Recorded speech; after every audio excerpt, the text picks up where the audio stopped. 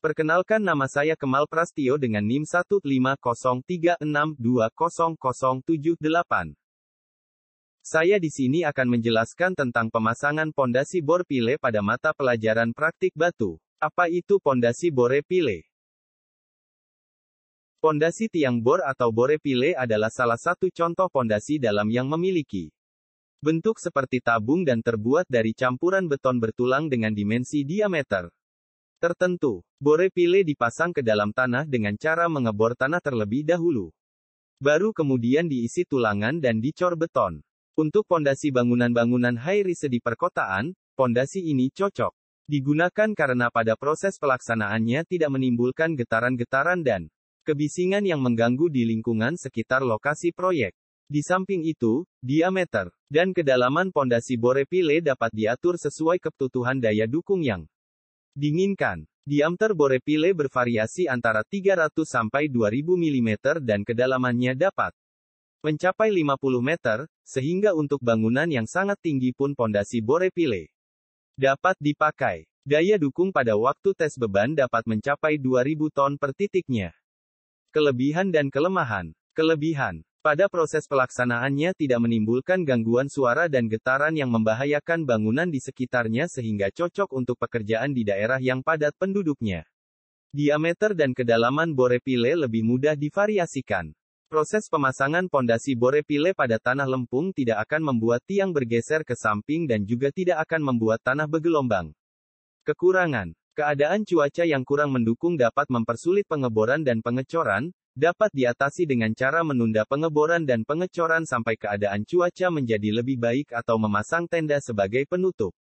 Mutu beton bila tidak terjamin keseragamannya di sepanjang badan bore pile mengurangi kapasitas dukung bore pile terutama bila bore pile cukup dalam. Macam-macam metode bore pile. Metode kering. Metode ini cocok digunakan pada tanah yang muka air tanahnya rendah yang ketika dibor dinding lubangnya tidak longsor seperti lempung kaku homogen. Metode kering juga dapat dilakukan pada tanah-tanah di bawah muka air tanah jika tanahnya memiliki permeabilitas rendah sehingga ketika dilakukan pengeboran air tidak masuk ke dalam lubang bor saat lubang masih terbuka. Pada metode ini, tanah dibor tanpa diberi pipa pelindung casing pada dinding lubang. Setelah itu dasar lubang yang kotor oleh rontokan tanah dibersihkan. Tulangan yang telah dirangkai dimasukkan ke dalam lubang bor dan kemudian dicor beton. Keuntungan dari metode ini adalah kehilangan nilai. Metode basah. Metode basah umumnya digunakan bila pengeboran melewati muka air tanah dan tidak memungkinkannya dipasang casing sehingga lubang bor selalu longsor bila dindingnya tidak ditahan. Agar lubang tidak longsor, di dalam lubang diisi dengan sluri. Sluri dapat berupa air saja, atau campuran antara bentonite dan air bersih yang disebut minerali. Sluri atau campuran antara polimer dengan air bersih yang disebut polimer sluri. Penggunaan polimer sluri semakin umum karena cocok dengan lingkungan dan dapat digunakan kembali lebih sering dibandingkan dengan bentonite. Metode casing. Metode ini digunakan bila lubang bor sangat mudah longsor, misalnya tanah di lokasi proyek adalah pasir bersih di bawah muka air tanah. Untuk menahan agar lubang tidak longsor digunakan casing.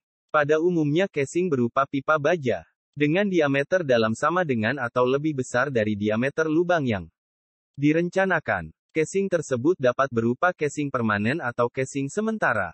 Akan tetapi karena keberadaan casing dapat mengurangi daya dukung friksi, ada baiknya jika casing bersifat sementara.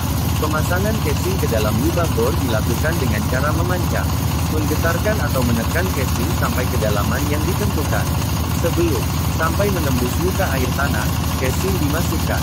Tanah di dalam casing dikeluarkan saat penggalian atau setelah casing sampai kedalaman yang diinginkan.